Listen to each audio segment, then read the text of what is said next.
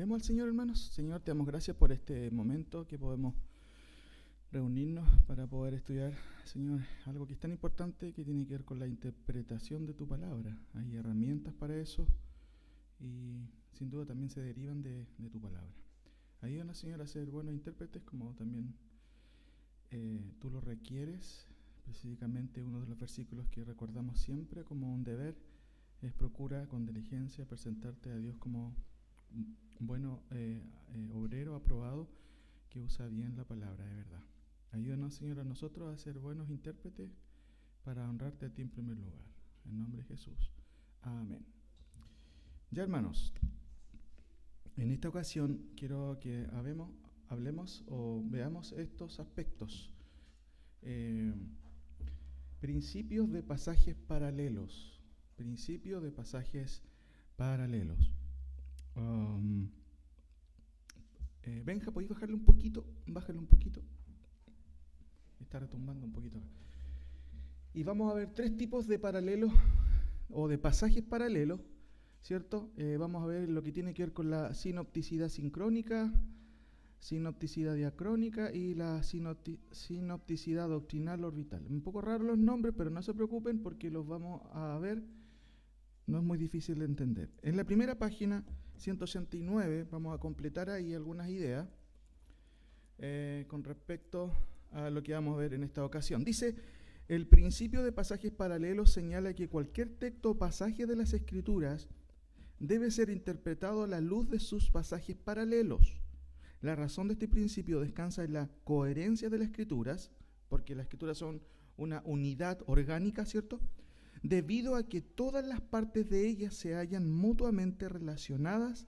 Ellas mismas son su mejor intérprete. Ahora, ahí hay más material por si. Adelante. Lo primero entonces es entender de que como la Escritura es una unidad orgánica, recuerden que nosotros tenemos en la palabra del Señor más de 40 escritores bíblicos que escribieron de diferentes épocas. ¿Y cómo llegaron a cierta consensualidad? ¿Cómo es que no discreparon entre ellos? Es porque detrás de este libro está la inspiración de parte del Señor. Por eso que podemos hablar de pasajes paralelos, porque podemos ir atrás o adelante y muchas veces nos vamos a encontrar con ciertos justamente paralelismos. Dentro de la clasificación de pasajes paralelos podemos clasificar 4 categorías generales que también se entremezclan entre sí. Tenemos entonces los pasajes paralelos históricos, colóquenle ahí, pasajes paralelos históricos. Vamos a ver ejemplos, así que no se preocupen. Pasajes paralelos históricos. Después, los pasajes paralelos proféticos. Después, los pasajes paralelos escatológicos y los pasajes paralelos teológicos. Este tipo de clasificación se usa como para distinguir algunos aspectos que la Biblia distingue. Aunque cada uno de estos tipos pueden estar relacionados y con habitualidad nos muestran el consenso relativo al tópico al que están haciendo alusión, por supuesto, puede haber otro tipo de clasificaciones, pero en términos generales, estos 4 tipos nos pueden ayudar a diferenciar a grandes rasgos los paralelos más usados y relevantes de la Escritura. Por otro lado, el principio de pasajes paralelos también incluye un grado de sinopticidad. ¿Qué significa esa palabra? Noten en la nota 458, yo voy a explicarlo después hartas veces este término, porque es importante que lo entendamos. Dice, como explica el profesor Hartmut Bayer, al observar los evangelios sinópticos y Juan, fácilmente se descubre que los 3 primeros tienen mucho en común, mientras el cuarto Juan es muy distinto. Así, Mateo, Marcos, Lucas y Juan relatan mayormente los mismos acontecimientos y transmiten muchísimas palabras de Jesús de manera idéntica. Añade el profesor, se les llama a estos 3 primeros, Mateo, Marcos y Lucas, evangelios sinópticos. La palabra sinóptico proviene del griego sinópticos y significa ver o considerar en conjunto. Voy a explicarlo después. Y de hecho aquí está la aplicación. Noten, por otro lado, el principio de pasajes paralelos también incluye un grado de sinopticidad, lo cual revela de manera notoria el papel editorial del Espíritu Santo en dicha consensualidad. Solo recordar que sinóptico se deriva de sinopsis, palabra compuesta de sun, que significa con, eso habla de compañía, y opsis, que significa vista. De allí, mirada en conjunto. Una mirada en conjunto entonces puede ilustrarse de la siguiente manera. Déjenme explicarle lo que sigue a continuación. Noten, trato de explicar aquí qué es lo que es la sinopsis, ¿cierto? O una sinopsis. Tenemos un hecho. ¿Qué ven ahí? ¿Cuál sería el hecho? Jesús, ¿qué está haciendo Jesús? Enseñando. ¿Quiénes son los periodistas que están registrando esta enseñanza? Voy a usar esa palabra para entenderla, ¿cierto? ¿Quiénes? ¿De acuerdo a la ilustración? Muy bien. Tenemos a Marcos por un lado, Lucas está acostadito, ¿cierto? Mateo está arriba de un cerrito y Juan está más cerca con una cámara Canon, ¿cierto? Seguramente. Los cuatro están mirando hacia dónde. Miran en conjunto. Es una sinopsis. Opsis significa mirada y sun, ¿cierto? Tiene que ver con algo que se hace en conjunto, sinopsis. Por eso se habla de los evangelios sinópticos, porque es una mirada en conjunto de los hechos de Cristo. Cada uno tiene una perspectiva y generalmente los sinópticos son muy parecidos. Esto mismo pasa en la vida habitual. Cuando tú eres testigo de un accidente, muchas veces tú estuviste en la esquina y viste, por ejemplo, un choque. Esa misma, o sea, tú viste desde una perspectiva, pero seguramente hay otros testigos que vieron de otro lado el mismo hecho. Es una mirada en conjunto. ¿Cómo se llama eso?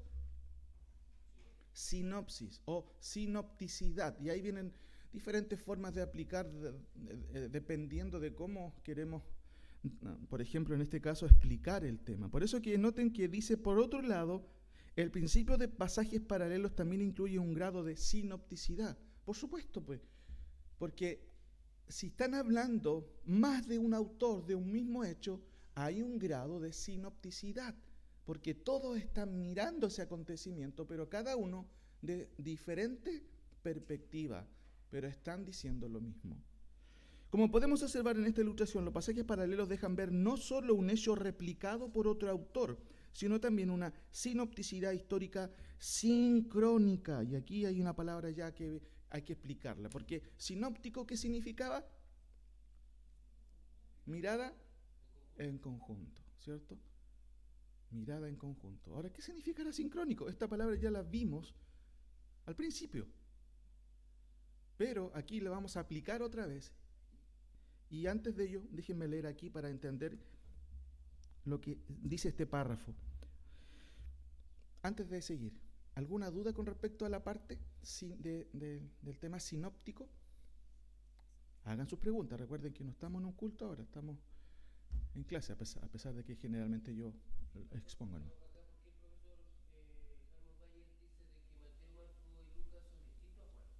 Sí, son distintos, ¿sí? Y es que cuando se habla de evangelios sinópticos, siempre se va a hablar de 3, no de 4. Mateo, Marcos y Lucas. ¿Por qué no se considera Juan? ¿Alguien sabe? ¿Alguien lo recuerda dentro de esta sinopsis? A pesar de que Juan sí, en algunos casos, se añade a esta mirada sinóptica. ¿Alguien se acuerda de por qué Juan no se considera en los sinópticos?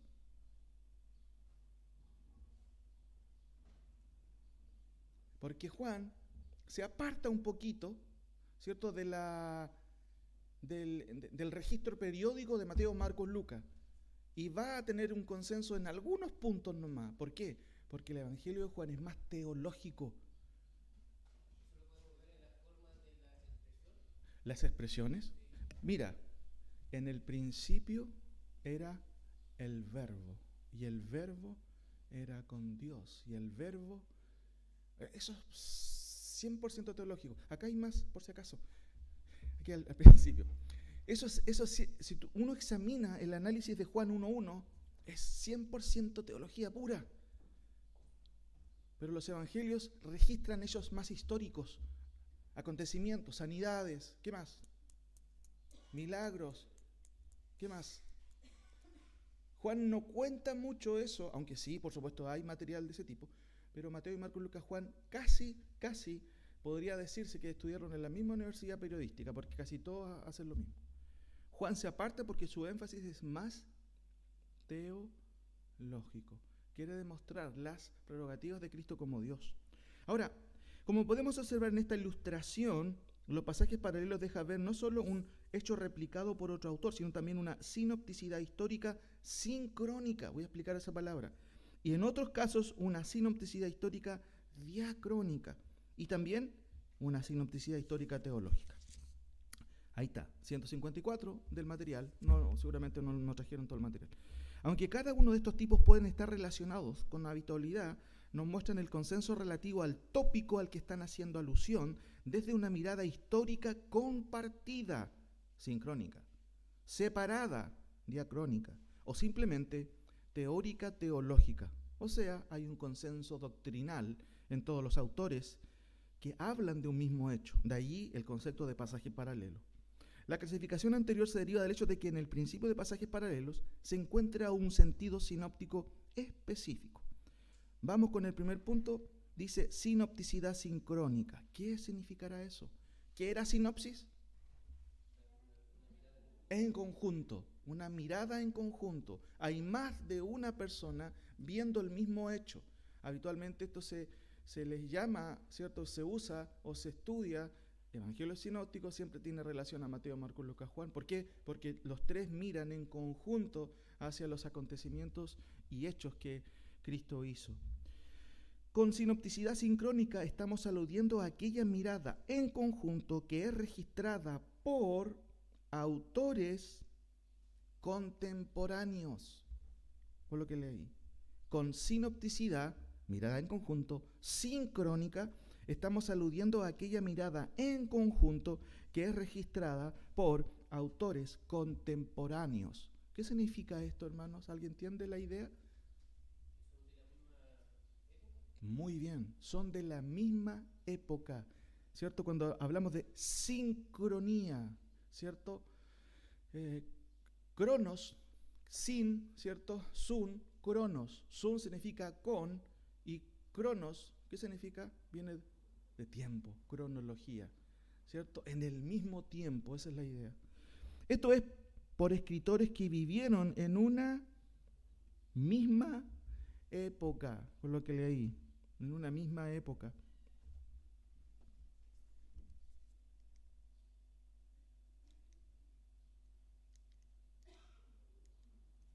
El ejemplo clásico de este tipo de sinopticidad es el caso de Mateo, Marcos, Lucas y Juan, pues el registro que tenemos de ellos en relación al Señor nos da una perspectiva sinóptica de la vida, ministerio y muerte del Señor desde un punto de vista de tres autores. Hay un error en la hoja, espera un poquito, pero de tres autores, dice contemporáneos, de tres autores contemporáneos. Así, cada uno de estos evangelistas confirma la historicidad de los hechos relativos al Señor, pero también aportan cada uno detalles particulares de su reporte. Un ejemplo de pasajes paralelos con carácter sinóptico sincrónico, entre muchos otros, es el caso del bautismo del Señor. Tanto Mateo, Marcos y Juan registran el mismo acontecimiento con leves detalles propios de la personalidad de cada autor. Teniendo en cuenta lo anterior entonces, ¿qué son Mateo 14, 15 al 21, Marcos 6, 35 al 44 y Juan 6, 5 al 13? ¿Cuál es la respuesta? Son pasajes paralelos sincrónicos, ¿cierto? En el mismo tiempo. Eso tiene la idea de sincrónico, ¿cierto? En el mismo tiempo.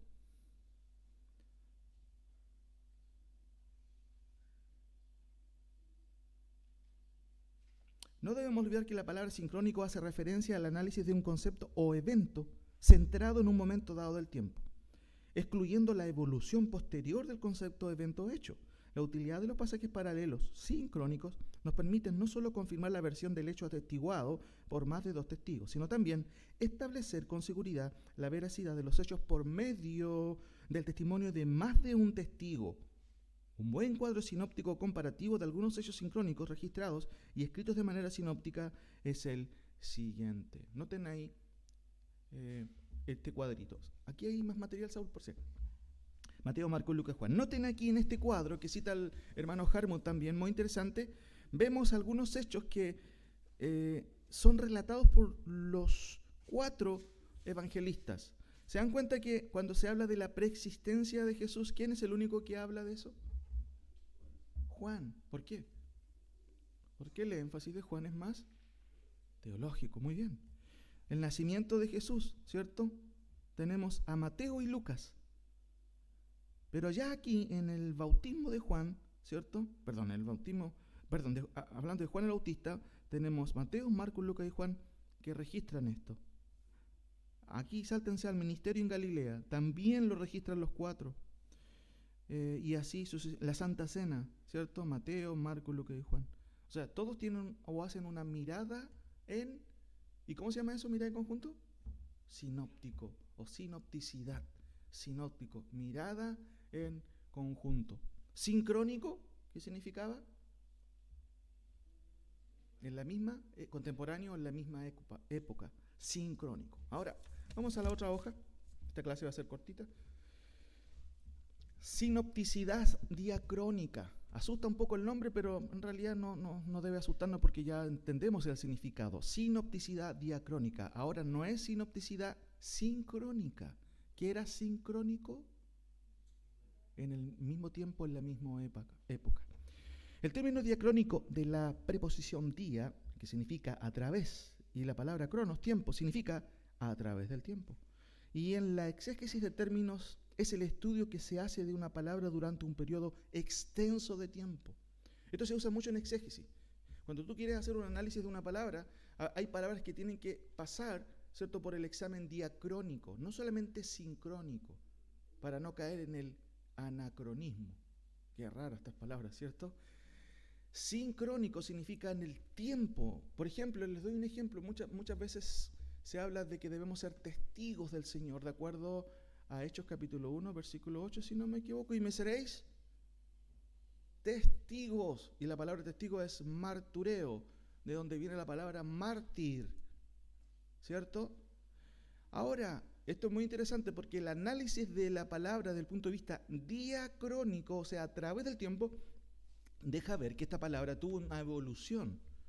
En principio significaba solamente ser testigo, pero ya por el segundo y a finales del siglo III ya adquirió el concepto de alguien que muere por una causa. ¿Me entienden? De hecho, muchos creyentes murieron en el primer siglo por ser testigos de Cristo. Al principio no, era simplemente ser testigo ocular, ser testigo, dar fe de algo de algo que tuviste, pero después va teniendo una evolución. Pero estos conceptos también se pueden usar justamente bajo este estudio de pasajes paralelos. De la misma manera, cuando hablamos de sinopticidad diacrónica en el análisis de pasajes paralelos, nos estamos refiriendo a aquella mirada en conjunto, con lo que leí, mirada en conjunto, que convoca a los autores de las Escrituras, pero de diferentes épocas. De diferentes épocas. ¿Qué significaba sincrónico? Misma época.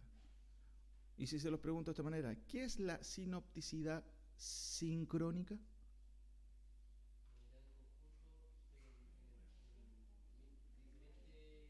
Sincrónico, en el mismo tiempo. Ejemplo, Mateo, Marcos, Lucas, Juan. ¿Qué sería sinopticidad diacrónica? Una mirada en conjunto de diferentes o desde diferentes épocas. Y esto es lo lindo de la escritura, porque ¿cómo puede haber consensualidad en autores que están escribiendo de diferentes épocas? Y este es el ejemplo que yo voy a mencionar aquí. Sigamos aquí. En este grupo se encuentran los pasajes paralelos de carácter profético y escatológico. Algunos ejemplos. El caso del Yom Yahvé, ¿cierto? O del día de Jehová, es un ejemplo gráfico y no solo profético, sino también escatológico de la sinopticidad diacrónica, en la que muchos escritores y de diferentes épocas hablan de un mismo tema, otorgando cada uno de ellos al concepto la significancia consensual que Dios tiene del mismo. Desde los profetas en el reino dividido, solitario del exilio, Dios revela la connotación de sus futuros juicios escatológicos para Israel y las naciones paganas. En este sentido, hay un sinfín de pasajes paralelos que en conjunto revelan un consenso sinóptico, doctrinal y escatológico de este futuro periodo de juicios. Ahora, es futuro porque justamente el consenso sinóptico deja ver que como tal, este periodo de juicios de Dios tiene connotaciones escatológicas, pues son la antesala de la segunda venida del Señor. He aquí su importancia. Así, y por medio de la observación de cada uno de los escritores bíblicos que ofrecen una descripción de este periodo, se puede concluir de manera consensual que este periodo de juicios divinos tiene una serie de implicancias que lo hacen un periodo único en la historia de la humanidad y a la vez una bisagra entre lo que es el día de Jehová y el reino milenial de Cristo. Note con atención el siguiente recuadro que nos muestran por medio de pasajes paralelos las implicancias sinópticas de este periodo. Noten el primer punto, dice connotación divina. Joel, Amós, Abdías, Sofonías, Daniel, Ageo, entre otros, nos hablan de la connotación divina. Por ejemplo, connotación astronómica. Miren, veamos solamente un ejemplo para que ustedes lo puedan ver. Vamos a Joel 2.2. Joel 2.2. Aquí vemos a varios profetas que escriben de diferentes escritores, de diferentes tiempos, no están tan lejanos, pero hay una gran diferencia entre ellos. De hecho, Joel es uno de los más tempranos, escribe aproximadamente en el siglo VIII antes de Cristo, pero no pasa lo mismo con Amós, con Daniel y con Ageo, que por ejemplo Ageo es post-exílico y habla lo mismo. ¿Cómo se dieron cuenta? Miren, Joel 2, vamos a ver ahí.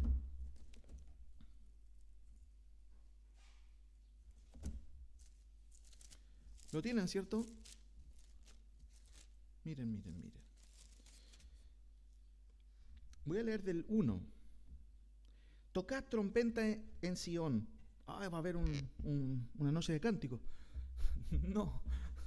Dice, y dad alarma en mi santo monte, tiemblen todos los moradores de la tierra, porque viene ¿qué cosa?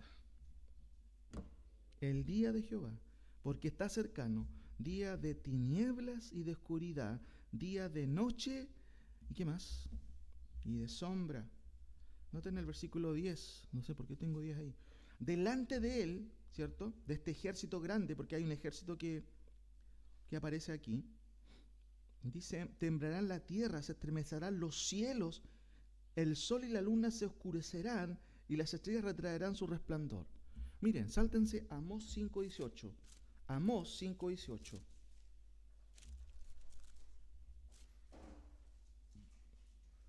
Joel escribe aproximadamente en el 835, pero Amós en el 755. Hay una gran diferencia de años y noten lo que dice Amós 5:18. Ay de los que desean el día de Jehová. ¿Para qué queréis este día? ¿Será de qué cosa? De tinieblas y no de luz.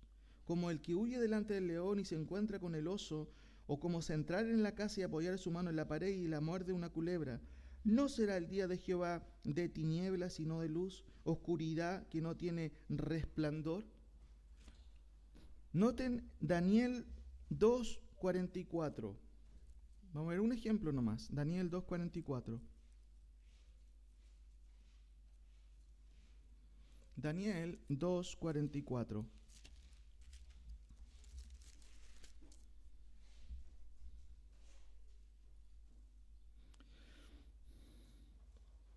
Y en los días de estos reyes el Dios del cielo levantará un reino que no será jamás destruido, ni será el reino dejado a otro pueblo. Desmenuzará y consumirá todos estos reinos, pero él permanecerá para siempre. De la manera que viste que del monte fue cortada una piedra, no con mano, la cual desmenuzó el hierro, el bronce, el barro, la plata y el oro. El gran Dios ha mostrado al rey lo que ha de acontecer, lo por venir, y el sueño es verdadero y fiel su interpretación. Noten por favor, ahora Daniel 7. Entendemos que esto es una profecía mesiánica. Dios va a levantar, ¿cierto? Dice el texto ahí, un reino que jamás será destruido. En el capítulo 7, versículo 13 y 14.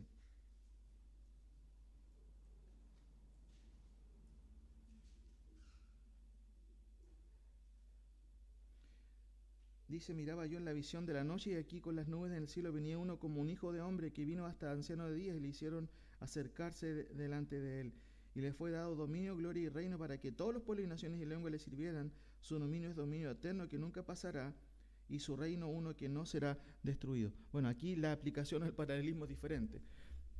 Quizás ahí voy a hacer una corrección ahí. Sáltense por favor a Ageo 2:6-7. Ageo 2:6-7.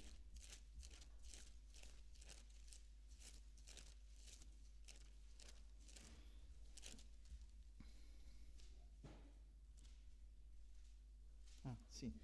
Ageo 2:6-7-9. Ageo, se pierde Ageo de repente, no se preocupen. Ageo 2:6 en adelante. Porque así dice Jehová de los ejércitos, de aquí a poco yo haré temblar los cielos y la tierra y el mar y la tierra seca, y haré temblar a todas las naciones, y vendrá el deseado de las naciones, y llenaré de gloria esta casa, ha dicho Jehová de los ejércitos. Noten el énfasis. Dice, yo haré temblar los cielos y la tierra, el mar, ¿cierto? Y la tierra seca. Podemos ver otros pasajes. Miren, por ejemplo, Isaías 2. Este no está aquí, pero se viene a la mente. Isaías 2.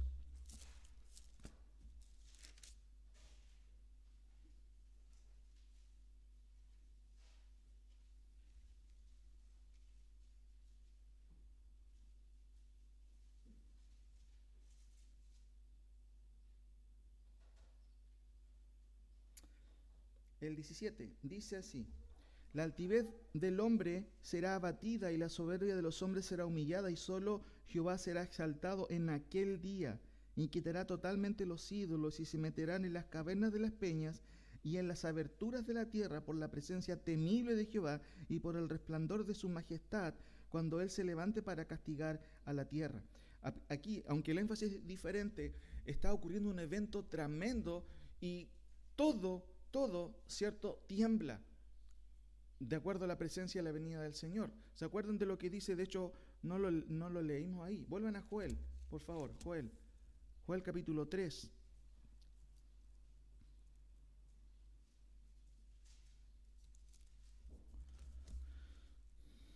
Joel capítulo 3.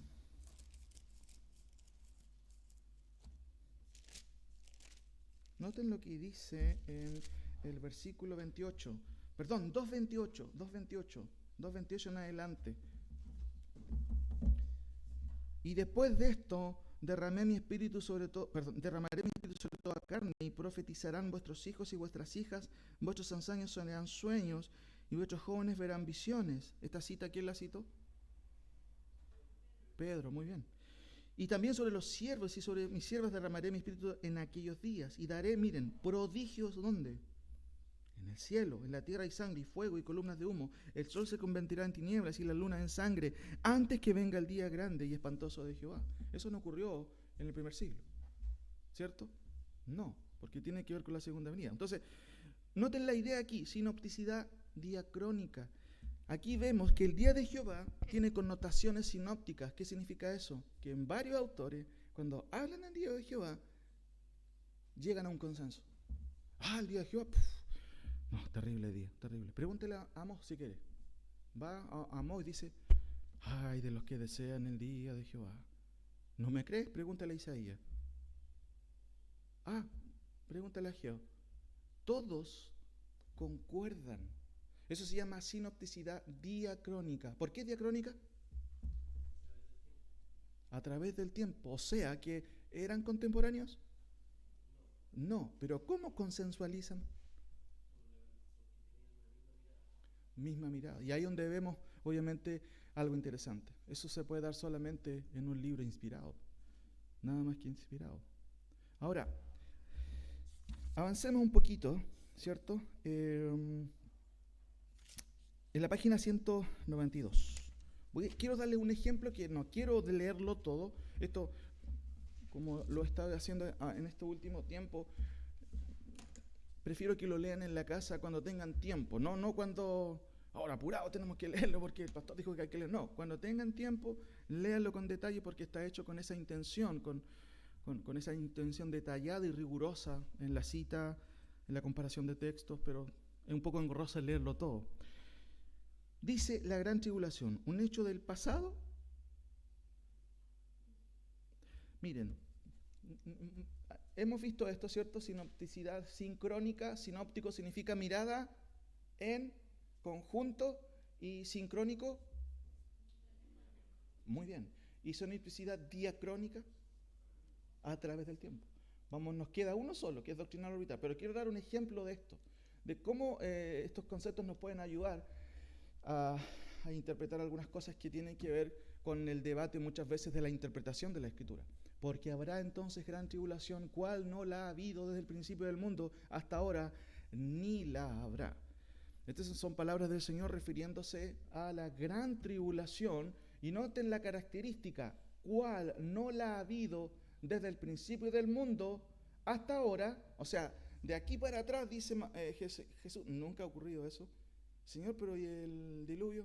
No, va a ser peor. Y después dice, ni la habrá. ¿Qué significa eso?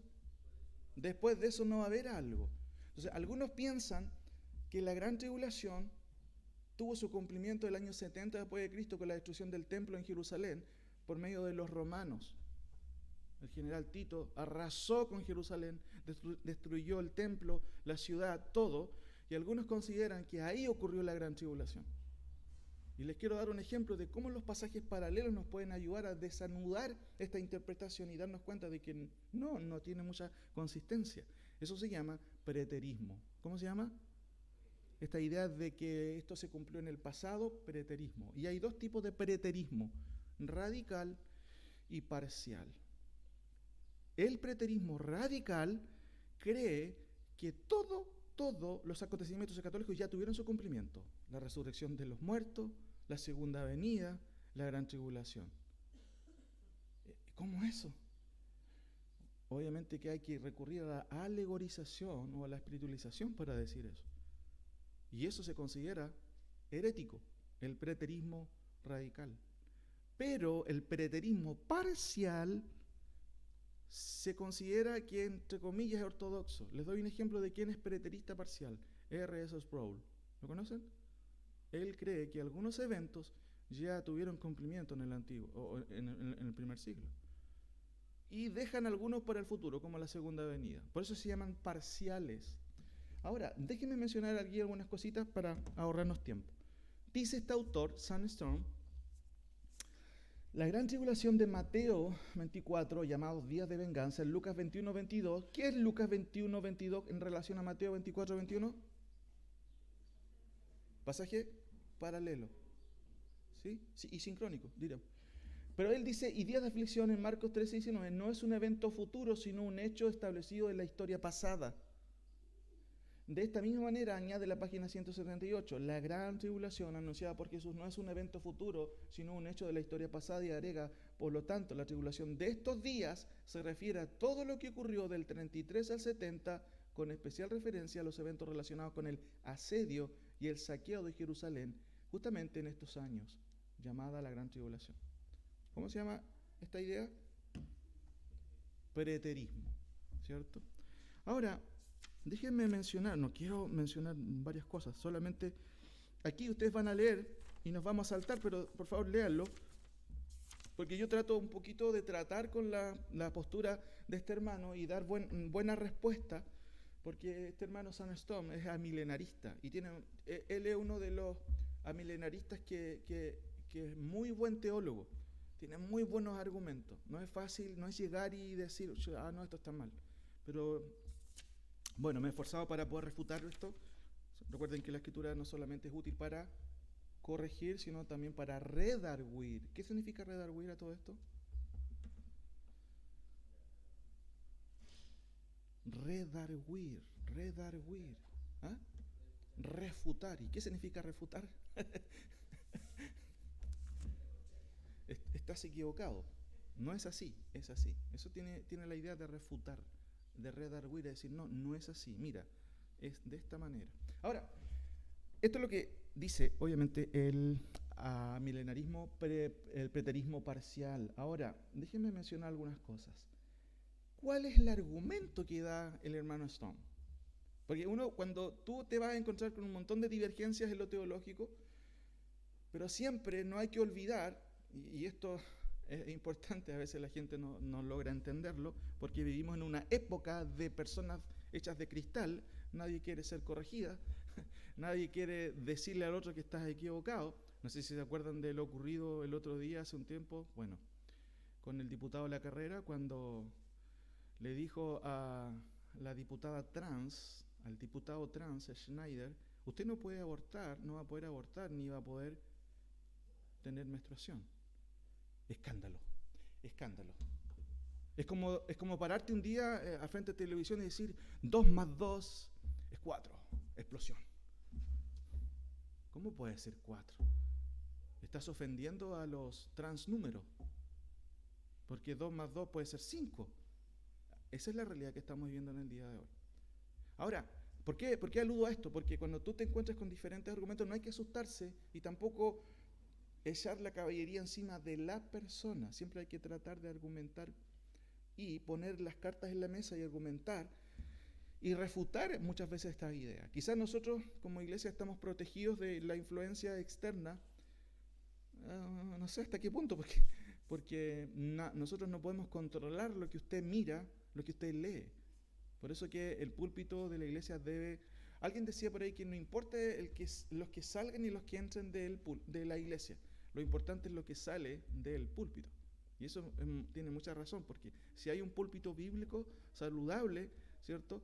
No me incluyo yo en eso, sino también a todos los que ocupan este púlpito, no va a haber problema. La mejor forma para descifrar un billete falso es conocer el billete de verdad. Y bien conocido, bien conocido.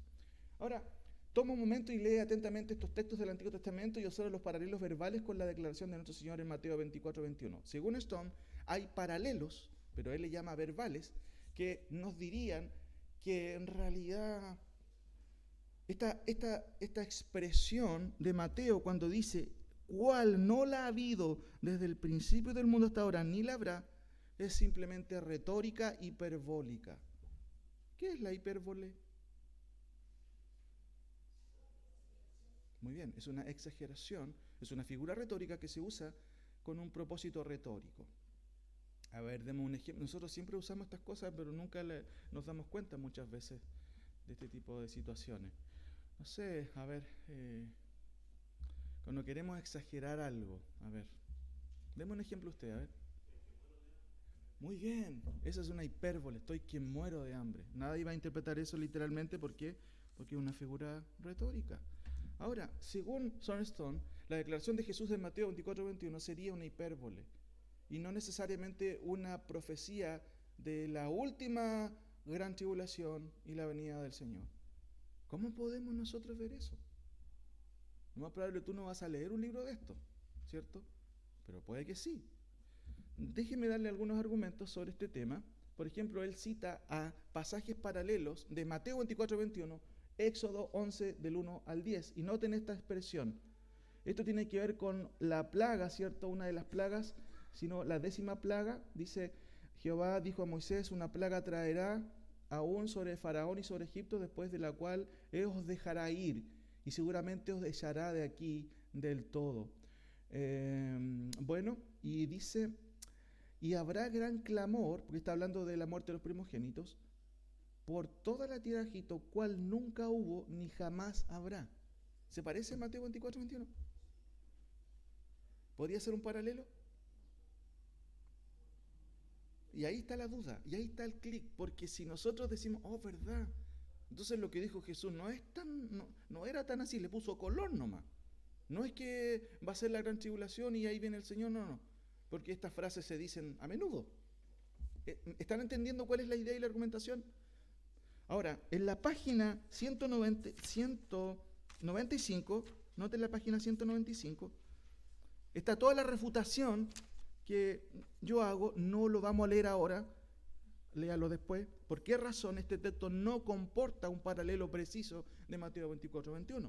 Pero también el hermano Stone dice lo siguiente, o cita pasajes paralelos como Éxodo 10, 14, 15 y Ezequiel 5, 8 al 10. Noten aquí, y subió la langosta sobre la tierra de Egipto y se sentó en todo el país de Egipto en tan grande cantidad como no la hubo antes ni la habrá después. Oh, chuta, parece que esta expresión se usara en otros lados y no necesariamente significa que es lo último. ¿Se dan cuenta? Página 195, página, sí, ahí está la refutación, léala por favor en casa. Ezequiel 5, 8 al 10. Así pues, ha dicho Jehová el Señor, he aquí, yo estoy contra ti, sí, yo, y haré juicios en medio de ti ante los ojos de las naciones, y haré en ti lo que nunca hice, ni jamás haré cosa semejante. ¡Wow! Parecen que son paralelos eso. Pero la tesis de Stone es decir que en realidad lo que dice Jesús en Mateo 24, 21, en realidad es hipérbole nomás. ¿Por qué? Porque estos pasajes que son paralelos lo están mostrando. Un punto que pasa por alto Stone, a diferencia de Ezequiel 5.8, es que todos esos pasajes que él acaba de citar y que los evidencia como paralelos, no son paralelos proféticos. Eso es muy importante. Ahora, la argumentación ustedes la van a encontrar ahí en página 198, se las voy a dejar de tarea, léanla, no vamos a hacer pruebas, así que no se preocupen. Ahora, aquí una buena pregunta. ¿Por qué Stone no invitó a sus lectores a observar con detención los pasajes realmente paralelos de Mateo 24, 21, como lo son Daniel 12.1, Jeremías 30.7, Joel 2 del 1 al 2, 32 y Apocalipsis 3.10? Estos son los pasajes paralelos correctos, no los otros. Noten lo que dice Mateo, leamos uno por uno y después vamos a leer esta explicación y con eso ya vamos a concluir este punto. Mateo 24, 21, ¿qué es lo que decía? Acuérdense, Jesús está hablando en el contexto de la gran tribulación y menciona por medio de un lenguaje bien específico de que no va a haber otra tribulación o gran tribulación como la hubo ni antes ni la va a haber después, ¿cierto? Ahora, ¿qué dice Jeremías capítulo 30 versículo 7? Perdón, Daniel 12.1, Daniel 12.1. Página 200, ahí estamos, página 200. Daniel 12.1.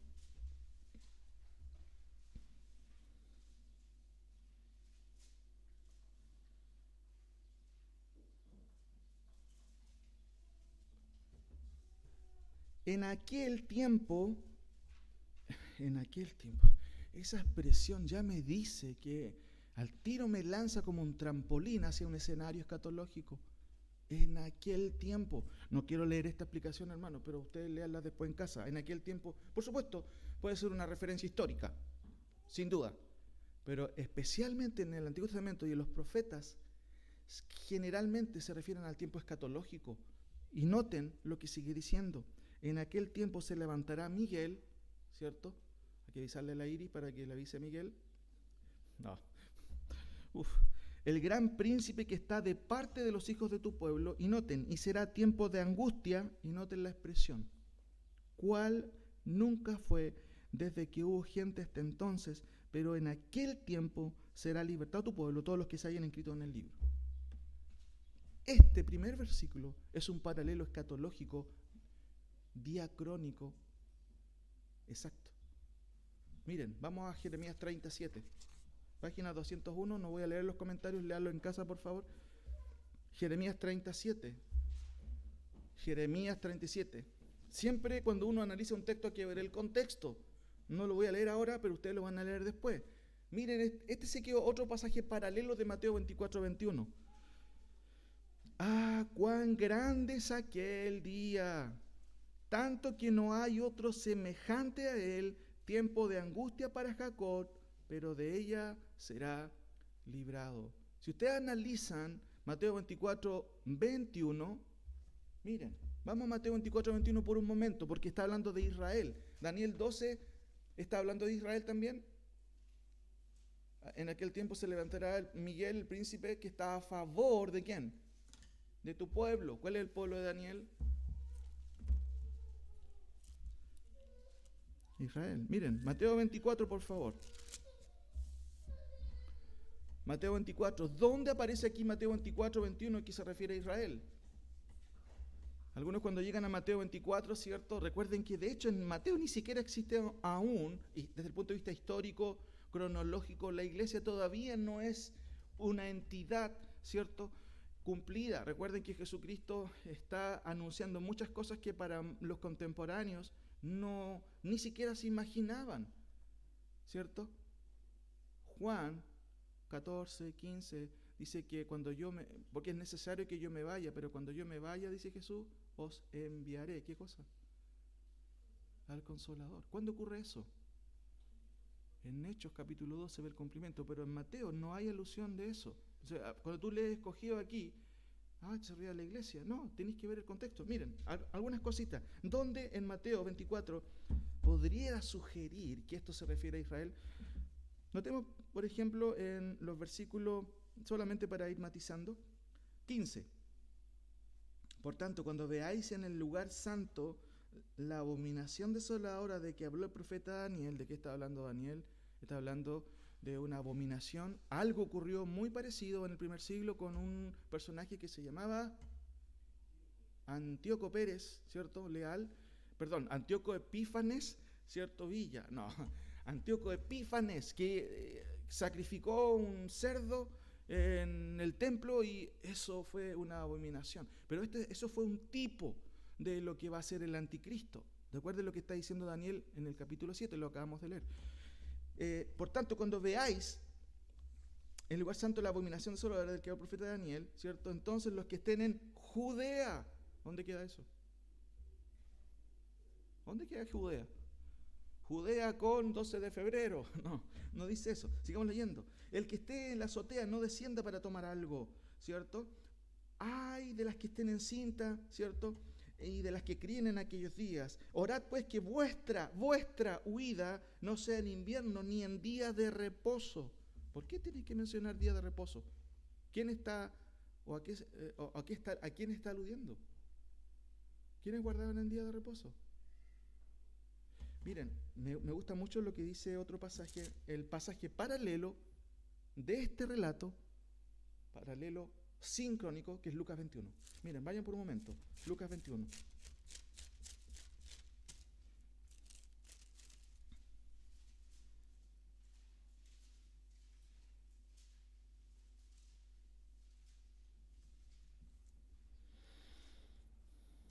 ...25 en adelante... Lucas agrega otros datos muy interesantes que tienen relación al 70, eso sí es cierto, pero también noten del 25 en adelante. Entonces habrá señales en el sol, en la luna y las estrellas, y en la tierra angustia de las gentes confundidas a causa del bramido del mar y de las olas, desfalleciendo los hombres por temor y la expectación de las cosas que sobrevendrán en la tierra. Porque las potencias de los cielos serán conmovidas. Entonces verán al Hijo del Hombre que vendrá en una nube con poder y gran gloria. Cuando estas cosas comiencen a suceder, erguíos y levantad vuestra cabeza, porque vuestra redención está cerca. Pregunto, ¿a quién le está diciendo estas palabras el Señor? Y dice que vuestra redención está cerca. ¿A quién le está dirigiendo estas palabras en el contexto? Erguíos y levantad vuestra cabeza, porque vuestra redención, vuestra restauración está cerca. ¿A quién tiene en mente el Señor? A Israel, en el contexto de Israel. Entonces, ¿cuáles son los paralelos correctos de Mateo 24, 21? Ya vimos uno, Daniel 12, 1, Jeremías 37. Vamos a Joel, miren. Joel, capítulo 2.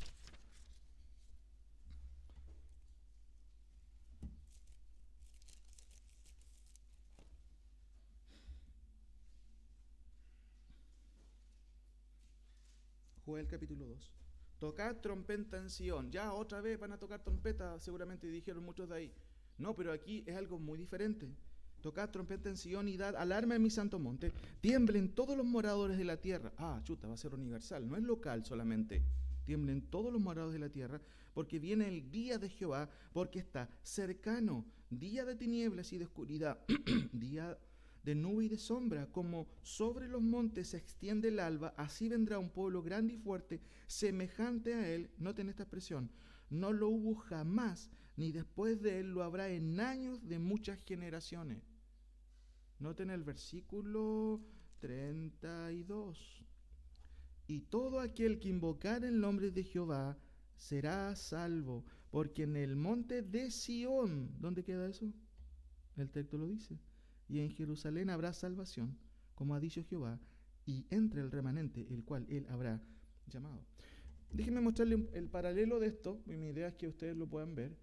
Miren, pasajes semióticamente paralelos sobre el día de Jehová. Semióticamente es una palabra extraña también, tiene que ver con la manera en que tú explicas o dices algo semiótico. Es una rama del estudio de la gramática y de cómo tú puedes comprender la intencionalidad de los autores. Les voy a dar un ejemplo, ojalá que me entiendan, de lo que es semiótico. En la mañana yo puedo decirle a Josué: Josué, haz tu cama, hijo. Al otro día le voy a decir esto, mire: pero Josué, te acostaste súper tarde, ya andas en la cama, apúrate. ¿Cuál es el mandato? Que haga la cama en los dos días, pero la manera en que se lo dije es diferente o es igual. Es diferente. La semiótica tiene que ver con cómo dice lo que dice. ¿Me entiende? Cómo dice lo que dice. Por eso es muy importante las interjecciones, ¿cierto? Las exclamaciones, el tono. Y uno dice: pero ¿cómo puedo ver el tono de voz aquí en la Biblia? ¿Cómo puedes ver el tono? Jeremías 37, ¿cómo empieza? Miren, léanlo. ¿Cómo puedes ver el tono de voz? Estás viendo, o es como estar oyendo el tono de voz de Jeremías. Léanlo, por favor, y díganme, ¿cómo puedes darte cuenta de la semiótica en el sentido de que cómo dice lo que dice?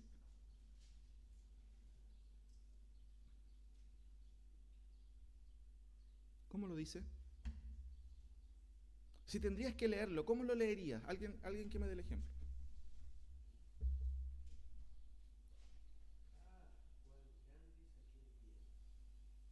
Exacto. Salió muy suave eso, tiene que ser más diferente. ¿Cómo sería? Si expresas bien lo que el autor está queriendo comunicarnos. Y piensa en un judío más encima. Los judíos eran súper de piel, o cuando veían algo ellos rajaban sus vestiduras y wow, le ponían bastante colors. Es como un grito. ¡Ay! Exacto. Y siempre están introducidos por una exclamación. Ya, ahora, dicho esto, es un tiempo, ¿qué dice ahí? No alcanzo a ver. Único en la historia venidera. Miren, estos son los aspectos que se repiten en estos pasajes paralelos, hablando del día de Jehová. Es un tiempo único en la historia venidera. ¿Y cómo se ven en estos pasajes paralelos? Noten, en estas expresiones que son similares, porque todas tienen que ver con declaraciones proféticas, son profetas que lo están diciendo, sus contextos están hablando de algo escatológico, y estas expresiones, frases, palabras son muy similares. Noten, Daniel 12:1, ¿cuál no fue desde que hubo gente hasta entonces? Jeremías 37, tanto que no hay otro semejante a él. Joel 2:2, semejante a él no lo hubo jamás, ni después de él lo habrá. Mateo 24, cuál no la ha habido desde el principio del mundo hasta ahora, ni la habrá. ¿Qué vemos aquí? ¿Cómo se podría llamar esto? Estamos estudiando, recuerden, hoy día pasajes paralelos. Pero ¿cómo se podría llamar esto? Tú vas a decir: wow, aquí hay una sinopticidad. ¿De qué tipo? Muy bien, diacrónica, exacto. Y puedes agregarle diacrónica escatológica. ¿Cómo hablan de lo mismo? Tú puedes decir: no, pero es que a lo mejor esos son pasajes paralelos verbales nomás. No, porque son profetas lo que lo están diciendo. Cuando Storm cita Éxodo no es profético. Es un libro histórico simplemente. Ahora, aparte de este paralelismo, hay otro paralelismo que tiene que ver con esto. Es un tratamiento de juicio para Israel. Noten, ¿cómo eso? Y será tiempo de angustia. ¿Y qué dice Daniel en su contexto? Miren, para que ustedes lo vean. Daniel 12:1. Acá lo tengo. En aquel tiempo se levantará Miguel, el gran príncipe que está de parte de los hijos de tu pueblo, y será tiempo de angustia, cual no lo fue desde que hubo tiempo hasta entonces, pero de aquel tiempo, o en aquel tiempo será libertado tu pueblo. Tu pueblo va a pasar angustia. ¿Cuál es el pueblo de Daniel? Miren, Daniel dice que será un tiempo de angustia para Israel. Jeremías 37 dice, ¿tiempo de angustia para quién? Ah, para otro pueblo. ¿Quién es Jacob? Israel. Noten lo que dice Joel 2. Tocad trompeta en Sión y dad alarma en mi santo nombre. Alarma, Sión. ¿Dónde queda Sión? Ahora, ¿qué dice Mateo 24:15? Lo que acabamos de ver. Seréis aborrecidos cuando veáis los que estén en Judea, día de reposo, escogidos. Todas esas frases o esos adjetivos tienen relación a Israel. Ahora, el último. Es un tiempo de salvación y restauración para Israel. Noten la sinopticidad diacrónica de todos estos autores. Hasta esto concuerdan. Pero en aquel tiempo será libertado tu pueblo. ¿Qué dice Jeremías 37? Pero de ella será librado. ¿Qué dice Joel 2:32? Porque en el monte de Sión y en Jerusalén habrá salvación para el remanente a cual le he llamado. ¿Y qué dice Mateo 24 y Lucas 21? Será acortado por causa de los escogidos. Contexto, está hablando de Israel. Y habla de redención. ¿Están entendiendo las implicancias de los pasajes paralelos? Hay dos tipos de pasajes paralelos, o hemos visto hasta ahora pasajes paralelos que tienen un sentido sinóptico sincrónico, y eso tiene que ver con una mirada en conjunto el mismo día, digámoslo, en el mismo tiempo. Y la sinopticidad diacrónica, ¿qué es? Época. Miren, Daniel, Jeremías, Joel y Mateo, ¿son de diferentes épocas? Y tienen una consensualidad increíble. Ahora, lo último. Página, por favor. Página 204. Eso es lo último. Miren, aquí tienen una ilustración de lo que es la sinopticidad diacrónica. Miren, día de Jehová, ¿cierto? Tenemos a Daniel aproximadamente en el 600. Él está opinando sobre esto. Pero viene Jeremías 27 años después y piensa muy similar a Daniel. Después viene Juan en el 90, ¿cierto? Recuerden que no mencioné esa cita de Apocalipsis 3:10. ¿Qué dice Apocalipsis 3:10? Que forma parte de los pasajes paralelos correctos de Mateo 24:21, o precisos más bien dicho hablando. Dice Apocalipsis 3:10. ¿De qué se está refiriendo? Confirma algo de Daniel 12:1. Jeremías 37, Joel 2:2. ¿Alguien lo puede leer, por favor?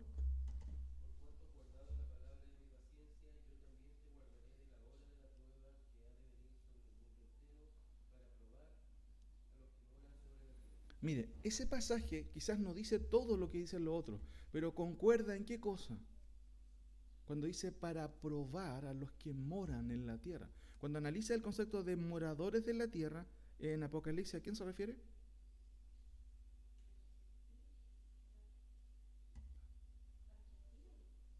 ¿Quién más? Los gentiles, dice la ley, ¿a quién más podría referirse? Esa expresión, moradores de la tierra, tiene connotación espiritual, de hecho. Sí, a los inconversos, a los que van en contra de Dios, a los que no tomaron en cuenta a Dios. Moradores, habla de alguien que hace de esta vida, de este hogar, todo, su todo. Y si analizas esa palabra, si tienes una concordancia, busca dónde aparece ese concepto. Siempre tiene que ver con personas incrédulas que van en contra de Dios, que no toman en cuenta a Dios. Entonces, qué interesante que Juan dice esto, ¿cierto? Te libraré de la hora de la prueba. Está hablando a Filadelfia, a la iglesia de Filadelfia, que ha de venir sobre todo el mundo.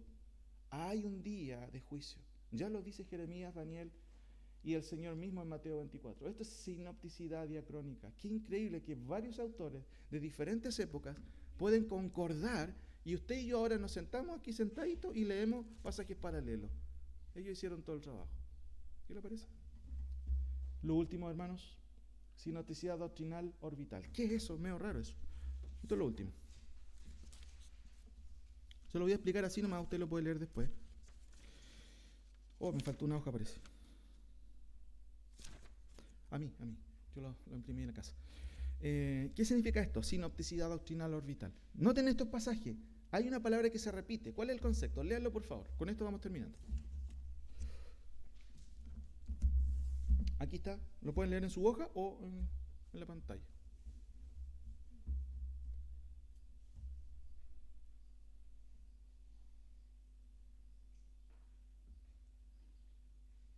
¿Qué palabra se recalca o se repite en todos estos versículos? Añadían. Así que los que recibieron su palabra fueron bautizados y se añadieron aquel día como 3,000 personas. Porque era un varón bueno y lleno del Espíritu Santo y de fe. Y una gran multitud fue agregada o añadida, dice otra versión. Y el Señor añadía cada día a la iglesia los que habían de ser salvos. Y más creyentes en el Señor, multitud de hombres y de mujeres, se añadían al número de ellos. Hay pasajes que se enfatiza la acción humana. ¿En cuál de ellos? Díganme ustedes.